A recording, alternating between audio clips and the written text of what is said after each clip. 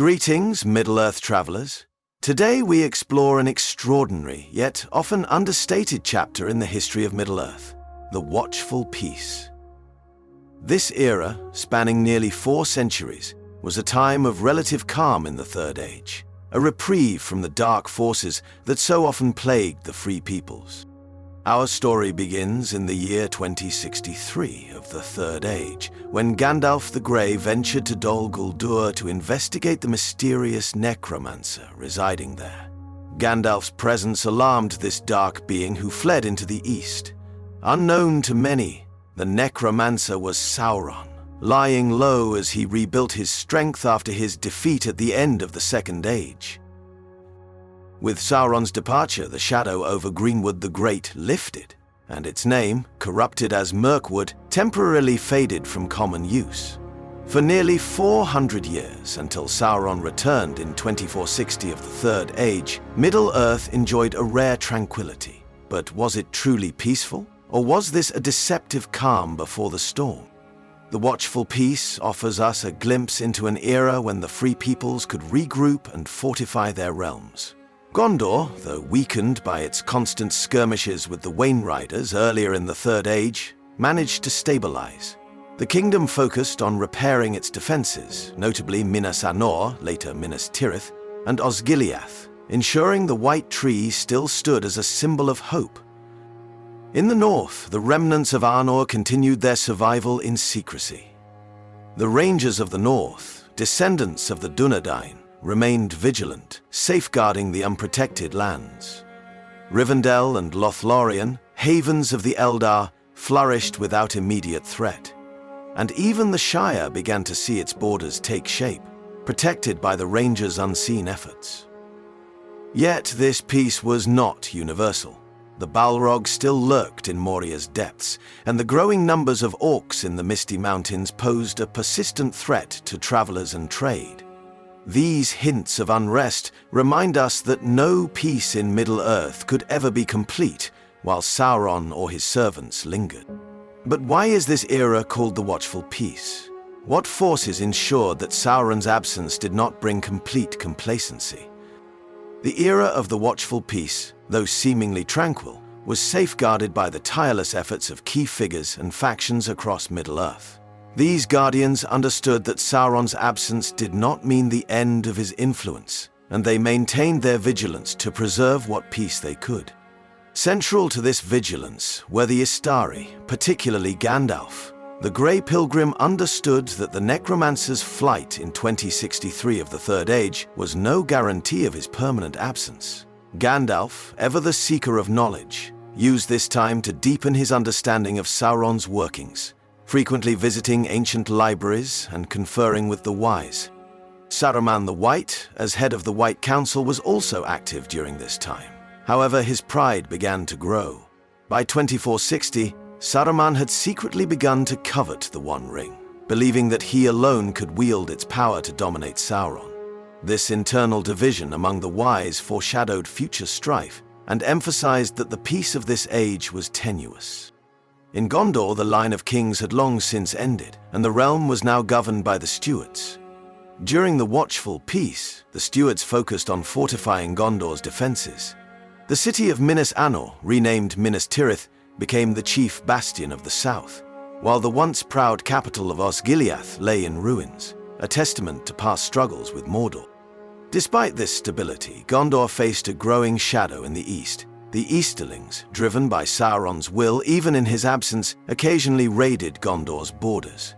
These skirmishes tested the Stewards' resolve, but ultimately hardened the kingdom's warriors for the battles yet to come. Notably, the vigilance of the Stewards ensured that Mordor remained largely abandoned, with the Black Gate unmanned and Barad-dûr in ruins. While the men of Middle-earth rebuilt their strength, the elves played a quieter but no less vital role in maintaining the balance.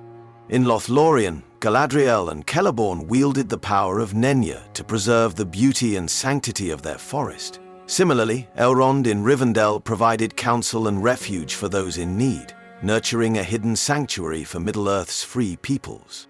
The elves, ever watchful of Sauron's lingering influence, began to sense his subtle manipulations.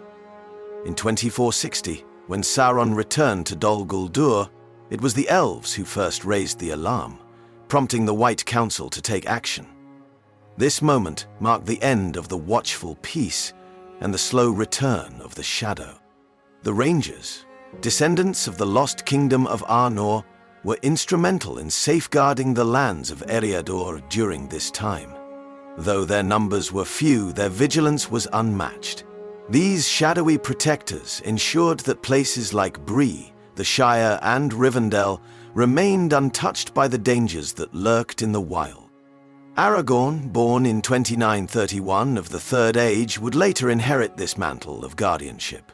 Though his birth fell after the Watchful Peace had ended, the groundwork laid by the Rangers during this era ensured the survival of the Free Peoples in the north. Despite the efforts of these guardians, the seeds of future conflict were sown during the Watchful Peace. Sauron's servants quietly prepared for his return, and the peace that seemed so enduring was merely an illusion. As the Watchful Peace stretched on, the shadow of Sauron did not remain entirely absent from Middle-earth. Even in his physical absence, his will worked through his servants and agents, setting the stage for his return. The fragile calm began to fray in the later years of this era, culminating in the necromancer's re-emergence in 2460 of the Third Age. The most notable servants of Sauron during this period were the Nazgul, led by the Witch King of Angmar. Though they were less active during the Watchful Peace, the Nine were never truly dormant. In particular, the Witch King's earlier campaigns in the north had left Arnor shattered, its remnants scattered into small, defenseless communities. The lack of centralized power in Eriador made it easier for darkness to creep back into the wild places. Additionally, the orcs of the Misty Mountains, driven underground after their defeat by the dwarves and men of Durin's folk, began to stir once more.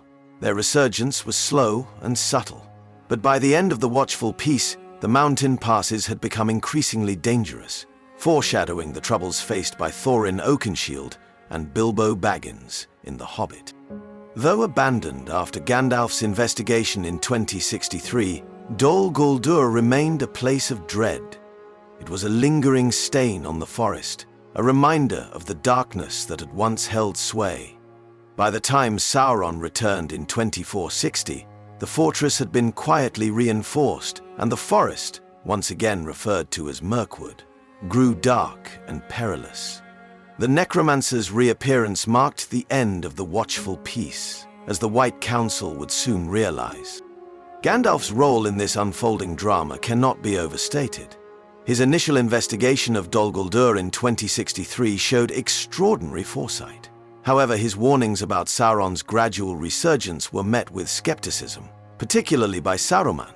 By the time the Shadow returned in force, Saruman's reluctance to act decisively gave Sauron the breathing room he needed to rebuild his strength. One of the defining traits of the Watchful Peace was the underlying tension between vigilance and complacency. While some, like Gandalf and the Rangers of the North, remained ever watchful, others grew comfortable in the illusion of stability. This divide was most evident among the Free Peoples.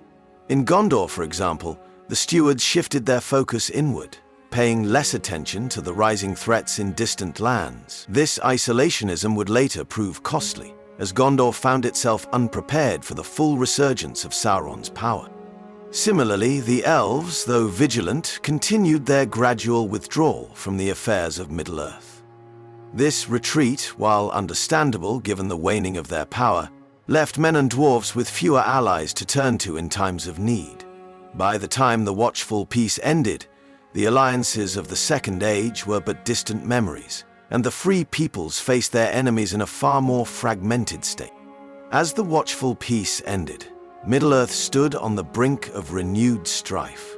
The era's quiet vigilance and subtle preparations would become the foundation for the resistance against Sauron in the coming centuries. The Watchful Peace was far more than a mere pause in Middle-earth's tumultuous history. It was a time of quiet preparation, where the vigilance of the wise and the resilience of the Free Peoples set the stage for the eventual triumph over Sauron. Yet it was also a reminder that peace, if left unguarded, can become a false dawn. The end of the Watchful Peace brought a sobering realization to Middle-earth's leaders. Sauron's influence was far-reaching and insidious. While the Watchful Peace gave the Free Peoples an opportunity to rebuild, it also exposed vulnerabilities that Sauron would later exploit. Gondor's diminished watch over its eastern borders, for instance, allowed Mordor to quietly strengthen its hold over the land surrounding the Dark Tower. For the elves, the era underscored their diminishing role in the affairs of Middle-earth. Rivendell and Lothlorien remained bastions of strength, but the elves were no longer the dominant force they had been in the Second Age. This recognition shaped the actions of leaders like Galadriel and Elrond, who worked tirelessly to bolster alliances with men and dwarves, knowing that their time in Middle-earth was waning. Though the Watchful Peace ended in 2460 of the Third Age, it left behind a foundation for resistance against Sauron. The Dunedain Rangers, for example, preserved the knowledge and heritage of Arnor, ensuring that the bloodline of Elendil endured through Aragorn. This legacy would prove critical in the War of the Ring, as Aragorn's leadership united the Free Peoples at a time of greatest need.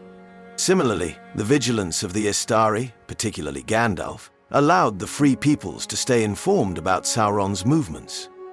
Gandalf's exploration of Dol Guldur and his persistent efforts to rally the White Council kept the fight against Sauron alive, even when other members of the Council, like Saruman, faltered in their resolve.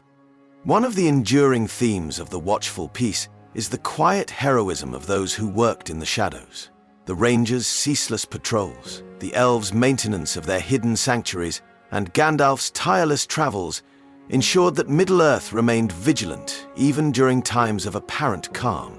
These efforts, though often overlooked, were as vital as the great battles that would later define the Third Age.